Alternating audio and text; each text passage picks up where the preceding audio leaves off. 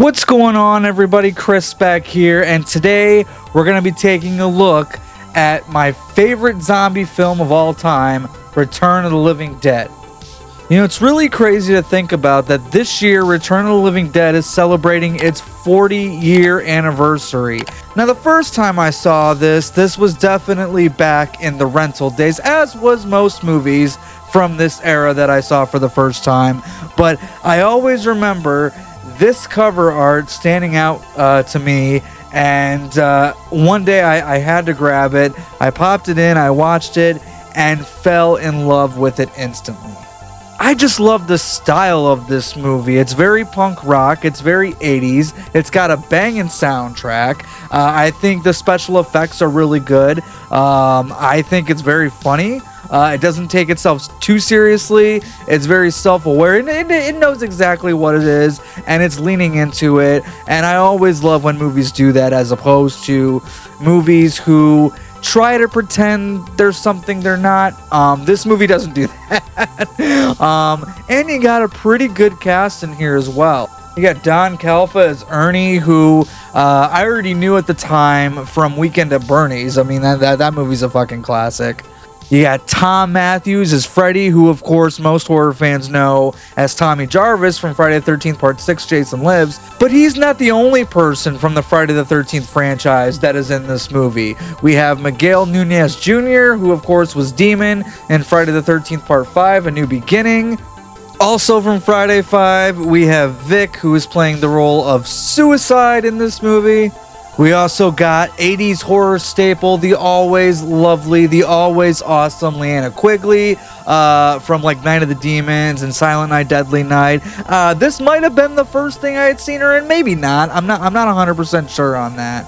But this was definitely one of the first things that I saw her in. And of course, she plays Trash in this movie, and she's definitely one of my favorite characters. And not just because she takes her clothes off, although I do love whenever Leanna Quigley does take her clothes off, but I think Trash is just a really fun character. She's really entertaining. I love the look. In fact, I love the look of a lot of characters in this movie. Now, we also have a character named Scuzz in this movie, and Scuzz is played by Brian Peck. And I'm not going to spend too much time talking about this particular character, because if you guys watch that Quiet on Set documentary about the dark side of Nickelodeon, yeah, Brian Peck is not a guy that I want to waste time talking about. But I have to acknowledge that he is here, he is in the movie, and he does play Scuzz. And yeah, it kind of makes watching him a little hard to watch after watching that documentary. But, you know, I mean, I still love this movie regardless. Now, we all know that George Romero's Night of the Living Dead is the granddaddy of zombie films, but what makes Return of the Living Dead really cool is the movie Night of the Living Dead actually ties into the origins of what happens in this story. You know, it's like, yeah, Night of the Living Dead happened, but didn't exactly happen like that. By the way, we got a zombie in the basement. Do you want to go look at it? I think it's really cool that this whole story starts because two dimwits went into the basement to look at a zombie. And that's all due to the connection of Night of the Living Dead, and I think that's pretty awesome. And then we get into the opening credits of this movie, which has this really kick-ass score. You kind of see the origin of Tarman. I love everything about this opening sequence here.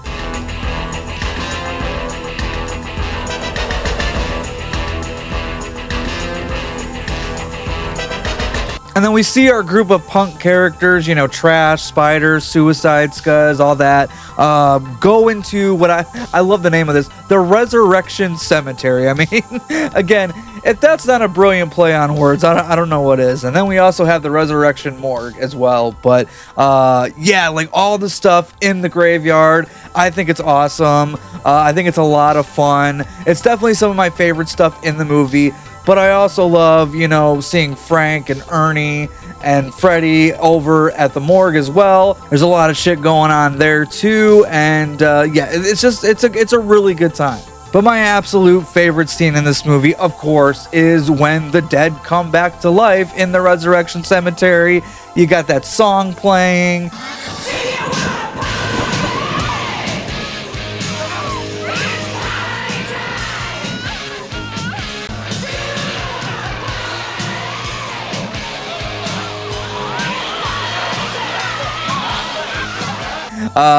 You know, it's just everything's like ramping up at this point in the film. Things are really kicking off, and it's just an iconic sequence. And speaking of iconic scenes, the reveal of Tarman, when we see Tarman fully for the first time, what an iconic shot, what an iconic look.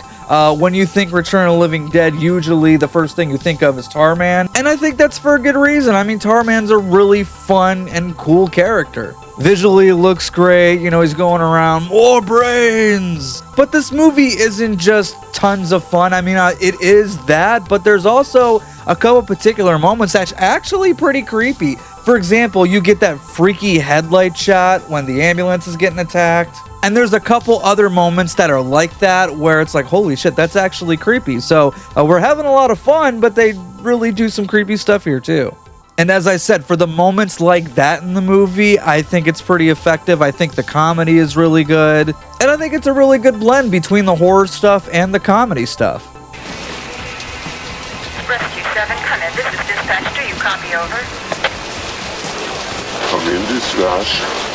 Send more paramedics. And then talking about the pretty good special effects here, one scene in particular that really stands out is what I like to call the brains make the pain go away scene.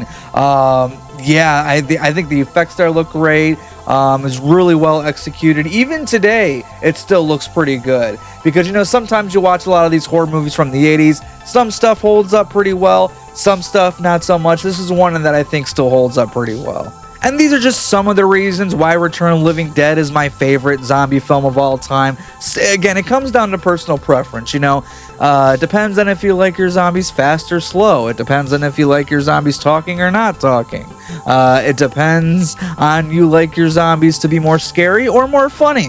And I think this movie kind of offers a little bit of everything, to be quite honest with you. So to me, it's a perfect zombie film. There's nothing that I would personally change about it. I have a really good time every time I watch it. This is one that I could pop on all the time, never get tired of it. It's a comfort movie.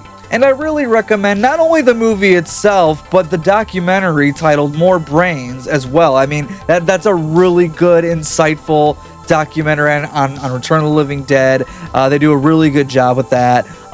So I gotta recommend that one as well if you guys haven't seen it. You can find it on the 4Ks. I'm not 100% sure if it's on the Blu-ray. Somebody in the comments correct me if I'm wrong on that, but you can definitely find it on the 4K releases. So there is that. So guys, what do you think of this movie? Are you a fan of Return of the Living Dead, or is something like this not really your bag? Let me know down in the comment section below. Also, of the Return of the Living Dead films, because there are some sequels which I'll also cover down the road at some point, which of the sequels is your favorite?